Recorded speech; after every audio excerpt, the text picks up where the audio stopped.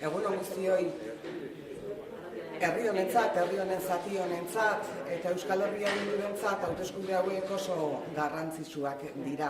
Herri honen gehiengoak bat egiten du Euskal Herria Bilduren baloreekin, herri honen gehiengoak aurre egin nahi dio krisi klimatikoari, herri honen gehiengoak eraldakuntza garrantzitsu bat nahi du industrian, Europa mailan eta mundu mailan goi mailako industria bat izan dadin, herri honen gehiengoak berdintasunaren alde egiten du, feminismoaren alde egiten du, eta herri honen gehiengoak subirautza gehiago nahi du. Herri honen gehiengoak beraz Euskal Herria Bildurekin eta bere baloreekin bat egiten du argi eta garbi. Urte hauetan guztietan gure balore hauek lantzen saiatu gera eta baita konfinamentu garai hauetan eragile ezberdinekin hitz eginez eta beraiekin partekatuz. Orain datozen egunetan agerraldiak egingo ditugu, komunikabideetan egongo gara eta gure proiektua zuenganatzeko ahalegina egingo dugu. Baina Covid garai hauek berezi xamarrak dira eta herritarrengana hurbiltzeko zailtasun handiagoak ditugu. Horregatik telefonoz ere deituko zaituztegu. Eta hementxe daude Ezker Soberanistako hainbat voluntario zuen etxetara deituko dutenak eta zuei zuzenean gure proiektuaren berri emango dizuenak. Aukera bi daude, edo egiten dugu apustu politika publiko indartsu batzuen alde, osasungintza hobea izan dezagun, hezkuntzan aurrera egin dezagun, lehen esan dudan bezala industria punta-puntara eraman dezagun, feminismoan aurrera egiteko eta subirautzan aurrera egiteko, edo alternatiba da geundenean edo okerrago geratzea krisiak eragin digulako. Edo nahi ditugu murrizketak edo nahi dugu aurrera egin eta etxea berreraiki. Horixe da eskutartean daukaguna. Askotan esaten du, arratseko 8 egin ditugun txalo horiek orain egi bihurtu behar ditugula, ikur hori orain politika publiko indartsu bilakatu behar dugula.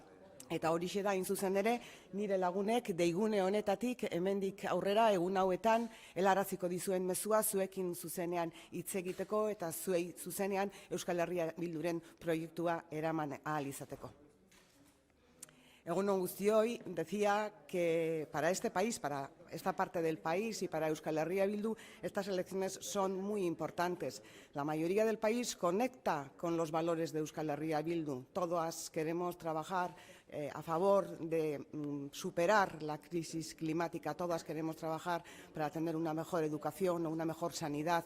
Todas y todos queremos que nuestra industria dé un salto cualitativo y un salto cuantitativo también para que estemos entre las industrias punteras de Europa. Todo esto lo hemos trabajado durante los 4 últimos años. También en el confinamiento nos hemos reunido con muchísimos agentes sociales, sindicales, culturales, educativos, para dar a conocer nuestro proyecto. Y lo vamos a seguir haciendo en los próximos días.